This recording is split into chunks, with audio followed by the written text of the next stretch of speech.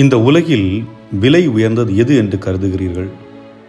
நீங்கள் வாங்கியிருக்கும் புதிய வீடா? நீங்கள் வைத்திருக்கும் விலை உயர்ந்த வாகனமா? அல்லது நீங்கள் உங்கள் அலமாரியில் அடைத்து வைத்திருக்கும் அல்லது பேங்க் லாக்கரில் வைத்திருக்கும் நகையா? எது விலை உயர்ந்தது?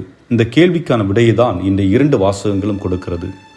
முதல் வாசகத்தில் பேதுரு கூறுகிறார், நம்பிக்கை அனைத்தையும் விட விலை உயர்ந்தது. அந்த நம்பிக்கை என்பது பொன்னை உலையிலிட்டு புடமிடுவது போல உங்கள் நம்பிக்கையும் புடமிடப்படும் என்கிறார்.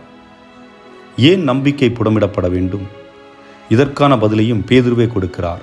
நீங்கள் கொண்டுள்ள நம்பிக்கையின் வழியாய் மீட்புக்காக கடவுளுடைய வல்லமையால் பாதுகாக்கப்பட்டு வருகிறீர்கள்.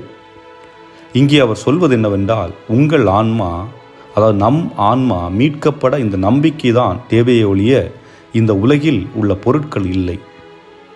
எடுத்துக்காட்டிற்கு, உங்கள் குடும்பத்தையே நினைத்து பாருங்கள். உங்களிடம் செல்வம் இருக்கிறது, உங்களிடம் பேங்க் பேலன்ஸ் அதிகமாக இருக்கிறது.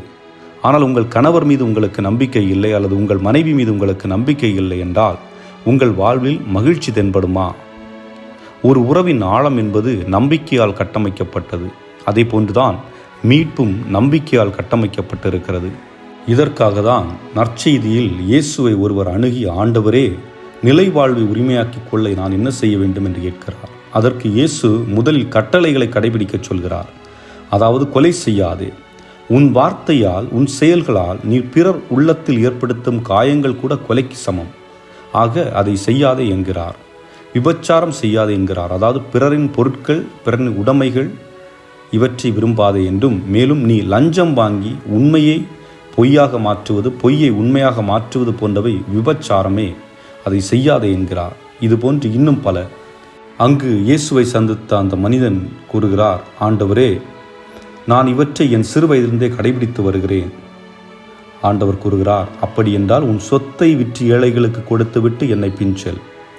இங்கே இயேசு எதை மையப்படுத்துகிறார் என்றால், நீ உன் சொத்தின் மீதும் பணத்தின் மீதும் நகையின் மீதும் ஆடையின் மீதும் வைத்திருக்கும் நம்பிக்கையை தூக்கி எறிந்துவிட்டு இறைவன் மீது மட்டும் நம்பிக்கை வை. மற்றவை தேவைதான், இல்லை என்று சொல்லவில்லை, ஆனால் இறைவன் ஒருவரே நிரந்தரம். சிந்திப்போம், என் நம்பிக்கை எதன் மீது உள்ளது?